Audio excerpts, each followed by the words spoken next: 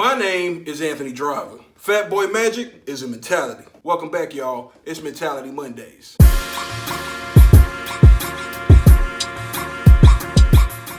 Today's episode is about how fat doesn't hold you back. Maybe you want to be a race car driver, a ballet dancer, basketball player, flute player, president of the United States, a chef, exotic dancer. I'm here to tell you, you can do whatever you want, okay? Don't let people make you feel otherwise. Fat does not hold you back. Anybody trying to tell you that, or if you feel like it's holding you back, it's probably because you hate yourself, man.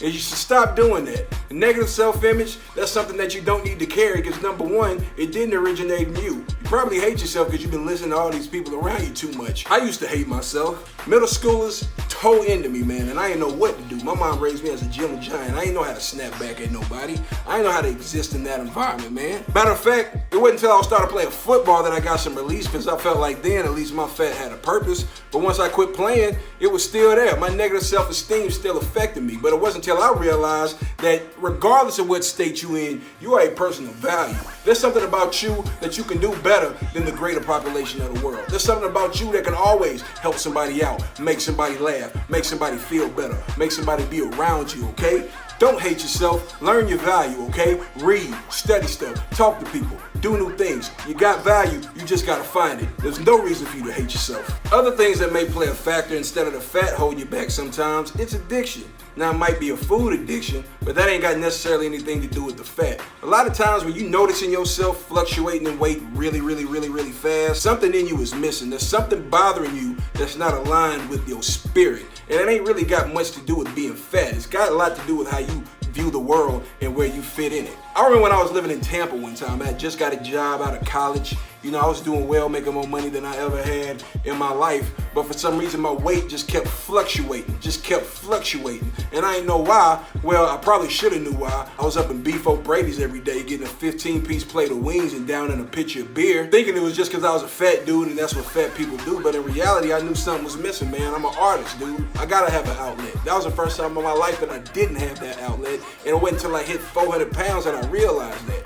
Anybody noticing your weight fluctuating up real fast like that? Especially you a fat person or you're a type of person that might have been playing college football, you might have been a lineman and you quit playing, and then now you got that void in your life and you just keep eating on that football regimen diet, but you ain't got that activity to go with it. Next thing you know, you 450, you 500 pounds. Find an outlet, man. Find something that makes you feel good. Find your purpose in life, man. Being fat and eating yourself to death. Two different things. There's other haters out there, they say fat holds you back for health reasons, but there's only one unhealthy lifestyle, and that's one who's given up on their ability to better themselves or empower themselves. Where's your mind state at? It ain't got nothing to do with where you at, it's just with your confidence and your ability to do something about something, man.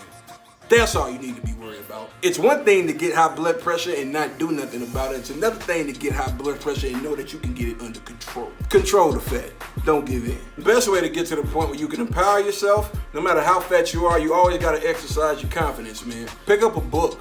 Read something. You think the girls don't like you? Talk to a few of them. Or find that other big dude that you know talking to girls and get girls and figure out what he does. Gotta exercise your confidence, otherwise it gets stale. Like them stale ass tacos from Burger King. And you know how I feel about that shit. Take action. Quit blaming fat for your problems. The biggest factor though, to why people think fat holds you back is when you got too many flat earthers hanging around your globe, man. You think Andy Ruiz let his fat get in the way? Nah. He was fat his whole life, fat kid, but you know what he knew? Even though he was fat, he knew he was the heavyweight champion of the world. Anthony Joshua out there with his chiseled Olympian, can't tell me nothing, tail out there, 6'5", what happened? He got knocked down 6 times. 6 times by Andy Ruiz. Andy Ruiz has not one definition on his body, okay? Jared Lorenzen, rest in peace. 300 pounds, looked like a lineman. He's supposed to have his hand in the ground. He ain't supposed to have his hand under center. He ain't letting none of that affect him. Just because people around him never seen that, he knew his potential. What did he do? He's a quarterback in the SEC. Not only did it not stop there, he played in the NFL. NFL, 300-pound quarterback. Don't let these skinny flat earthers around you tell you anything you can't do. They just mad you gonna take their chicks. But ain't nothing they can do about it. Fatboy Magic. Believe in yourself. Fuck these haters and these skinny motherfuckers. Peace.